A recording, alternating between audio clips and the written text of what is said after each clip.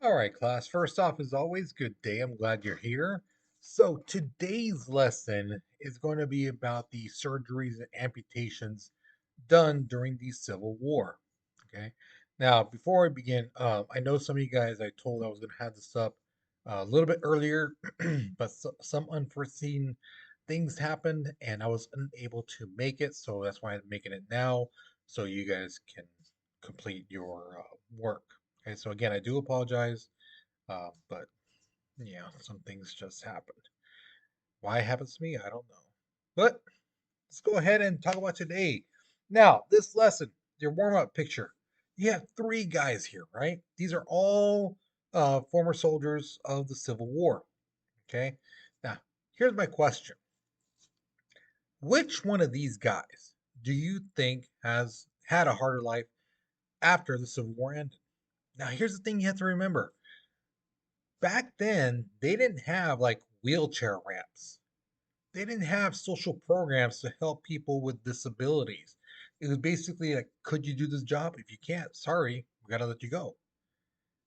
So they didn't really care if you had a disability or not. If you needed help getting from one place to another.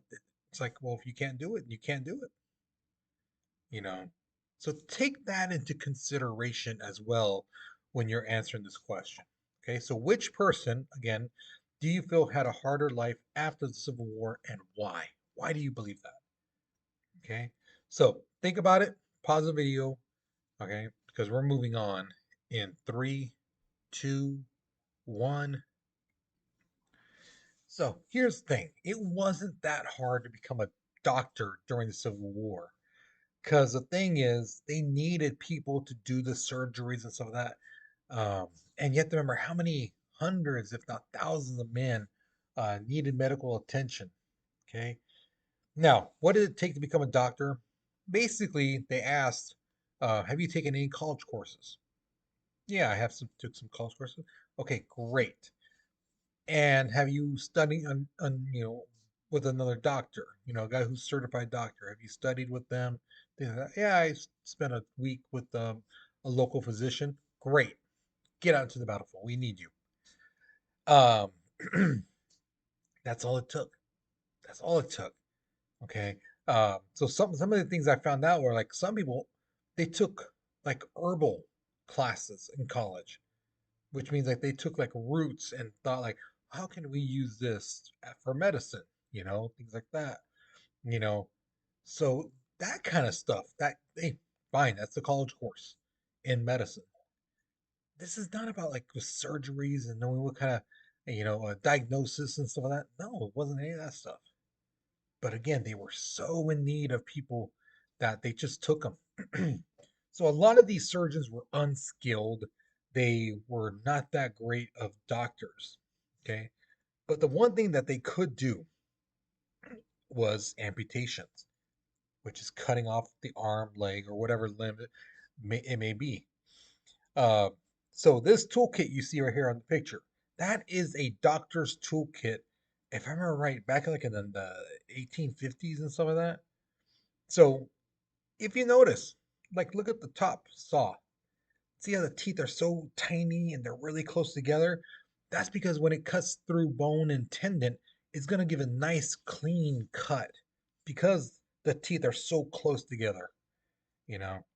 Um, and the thing is, too, you have to remember, they couldn't take the time to, if someone got shot in the arm, they couldn't take the time to look for the bullet, take it out, sterilize the area, sew this guy back up, make sure that all the tissues are good. And no, because there are hundreds of men who are coming to the medical tent who need attention. Some guys are badly wounded, so it had to be, quick, fast, and in a hurry. I can't snap right now. I have a band-aid on my finger, so but yeah, so they couldn't take their time. They had to hurry up and some of that. So that's why amputations were really used because it was quick, fast.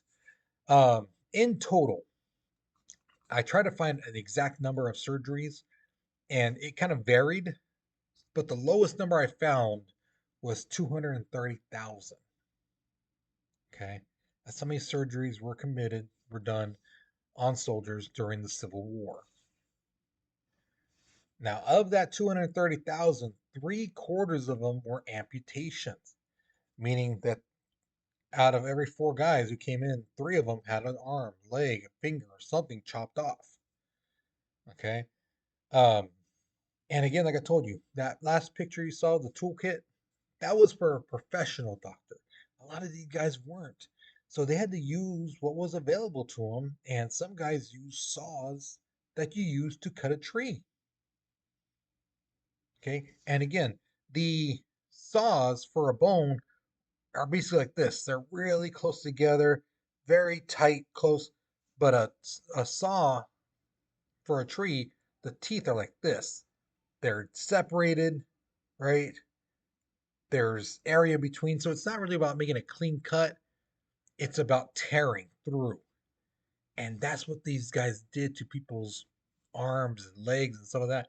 They basically sliced it with a saw, with again with a big old teeth like that, just cutting through.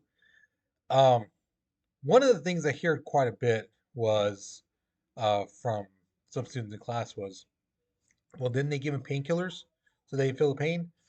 We're gonna get to that in a second, but no, really quickly, no, they didn't get painkillers. A lot of them, like a lot of them. And because of that, 26.3% of all the amputation people died from their surgery.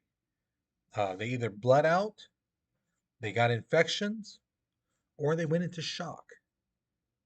Shock, again, remember, because they're seeing their arm and leg being chopped off. And sometimes these guys went into cardiac arrest and, died, things like that. Now, the Union, the North, they had 90 qualified doctors, which was, it's pretty low, but still not bad compared to the Confederates. The Confederates, the Southern people, only had 24. Now, I had a student a couple years ago ask me, well, why is the big difference? Because you have to remember, in the North, they had more cities, more factories, and some of that. And they basically, people encourage their kids to be whatever, work at a factory, um, become a doctor, become a lawyer, politician, teacher, whatever. In the South, if you remember, there weren't that many cities because they wanted as much land as possible to farm and, for plantations and things like that. So towns, they were scattered, okay? And on top of that, only like cities, big cities had doctors. Little towns maybe a doctor, maybe if they were lucky, but a lot of them they had to travel to big cities to go to doctors. Or there'd be a doctor who went around, in a big city here, they would go around the towns to basically help out anybody, you know. So again, we have to remember these guys cared about farming. If anything, the kind of doctor they would prefer would be a veterinarian, somebody who takes care of animals, you know. Now, here's another thing too, which a lot of students in class are kind of like, what in the world, type of thing. Um, Imagine you're about to be get your arm, leg, whatever chopped off. You're gonna feel everything. You know you are because you don't have any painkillers.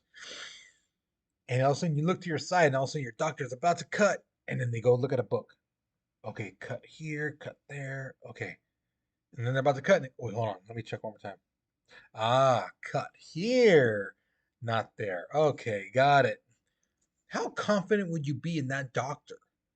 And everybody in class, everyone, either made a face or said it verbally. No, I would not trust that person. That's the thing, guys. A lot of these doctors had these books, like you see in this picture right here. This picture's from a book from, I believe, it's the 1930s, 40s, 50s, somewhere around there, of how to amputate part of the body. You know, uh, so imagine your doctor having a book right next to him about as they're about to cut you. Doesn't instill much confidence, does it? Now, one of the more famous amputees was this guy named General Daniel Sickle.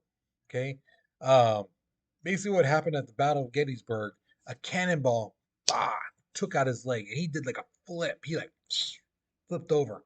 His leg was basically shattered. And his men were like, "Oh my God, we gotta take him to the tent," you know. So they take him to the tent, and when they're about to cut him, he just yells at them, "Don't throw my leg away with the other legs and arms and stuff." He goes, "I want you to donate my leg to the Army Medical College." And the doctor's like, "Sure, okay, whatever. Let's cut off the leg." So they cut it off, right? So now they're like, "Okay, well, do we actually give this leg to the school?" And they're like, yeah, you know, if they keep it, awesome. If they don't, they can chuck it. It's their problem now. So when the leg got to the school, these guys actually displayed it. So imagine this pic. You see the picture right here of the bone right there. Imagine uh, a whole leg with the foot and everything, the torn up muscle and things like that, all right there for display. Now, if you don't know, when there's no blood going to the body, you know, that part dies. And now that the leg is completely cut off, that means it's dead. And meat, which is the muscle and so that's basically what it is, veins, all that, that gets rotten. So imagine this leg looking healthy, and all of a sudden it starts to turn gray, greenish, and chunks of the leg muscle start falling off on the bottom part there. The guy who had to clean it, the janitor, you know, guy, they had to open every so often. You can just imagine that smell, just horrible. So, you know, they got to clean it up. So after a while, they're like, you know what, let's just clean the bone, everything, you know. So that's what they did. And the leg is still on display to this day. You can actually go see it. Now, like I said, painkillers were in its infancy. It was barely starting. They did have chloroform, which if you don't know what that is, if you watch movies, it's like this stuff they put in a bottle and they like put it on a rag and then they put it over someone's face and the person knocks out like after 2 seconds. Chloroform takes longer than that to knock someone out. Okay, but they did have that back then, but they didn't have enough. Okay, morphine was in its infancy. It was barely created. Like I think it was like a year and a half at most. Uh, But again, they didn't have our technology, so they couldn't mass produce it like they needed it to be, you know? So they had very little amount. Now, one of the old myths, which I see on TV and movies, stuff like that, which just drives me nuts, is when they're like about to cut someone's leg off or things like that, and they're like, "Here, take a shot of whiskey, it'll numb the pain." No, guys, when you take a drink of whiskey, it doesn't numb you like that. Okay, it takes a while, and you have to drink a lot. Now, here's the other thing too, though, that they don't talk about. Um, I don't know if you know this or not, but alcohol actually thins out your blood. So, would making your blood thinner when you're about to get a part of your body cut off, you know, would that be a smart thing to do? Yeah, no, right? So that's again that old myth needs to go. Um, Truth is, a lot of soldiers were held down. They were held down. People had to pile on top, hold down a leg, hold down an arm, hold down the chest, you know, while they were cutting off someone's leg. Because again, they're moving around, right? If someone's moving around and they try to cut the leg, you know, it's gonna be hard. Um, Here's another thing too that ticks me off too when I see in movies when they show them biting on a piece of wood or a piece of leather, right? Did they do that? Yeah. But here's the thing: how were those guys' teeth back then? They were really bad.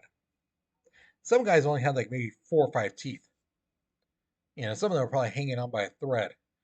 So if someone's biting down on a piece of wood or a piece of leather, what might happen to their teeth? They bite down too hard. And if you're thinking that tooth's going to shoot out. You are right. So that's what I say in those movies when you see him bite down, it's like, no, that guy has a whole set of healthy teeth. No, that's wrong. That's not historically accurate. Okay. Now, we talked about infection. One of the biggest ones that killed people was gangrene. Gangrene is basically a bacteria that it basically eats living tissue, whether it's your skin, your muscle, even the marrow of your bone, the inside of your bone. It eats it and then it dies, it festers, it decays. Okay. Now, the thing is, if you get your hand chopped off, right? You get your hands gone, and you start to get gangrene right here, and it starts to go up and up your arm. What do you have to do next? They got to chop off that arm, right? Up to the elbow. Now, what happens if that gets infected and it starts going up and up and up? They have to chop off your whole arm. Now, a student asked me in class, well, what happens if it like gets in your blood system? That's actually what happened to some people. Nowadays, we have things like, um, uh, I'm sorry, well, I'm drawing a fart right now, a brain fart right now. Hold on. Now I remember the word antibiotics. If right now you can get antibiotics and it would kill the gangrene. Okay. But back then they didn't have that stuff. So it affected people's legs, feet, arms, fingers. But once it got into their blood system, into their organs, that was it. Because when the gangrene got to your heart, where does your blood send? Where does the heart send your blood to? Your whole body. And that gangrene is eating now those organs because again, that's healthy tissue, and it's eating it up from the inside out. So basically, those guys were walking dead people. So they would be hurting on the inside, saying, "Oh, my inside hurt, my stomach, or whatever," and they would basically die from organ failure. All right. So here's my question to you. Basically, you're in a scenario. You're a doctor. Okay, the battle just started. Hundreds of guys are coming at towards you, and four guys come to you at one time. One guy is shot in the stomach. Another guy, his leg got hit by a cannon. Another guy got like shot like 4 or 5 times in the arm, right? The same arm. Another guy has a deep cut right across the face, like a deep laceration, to where the skin is like folded over.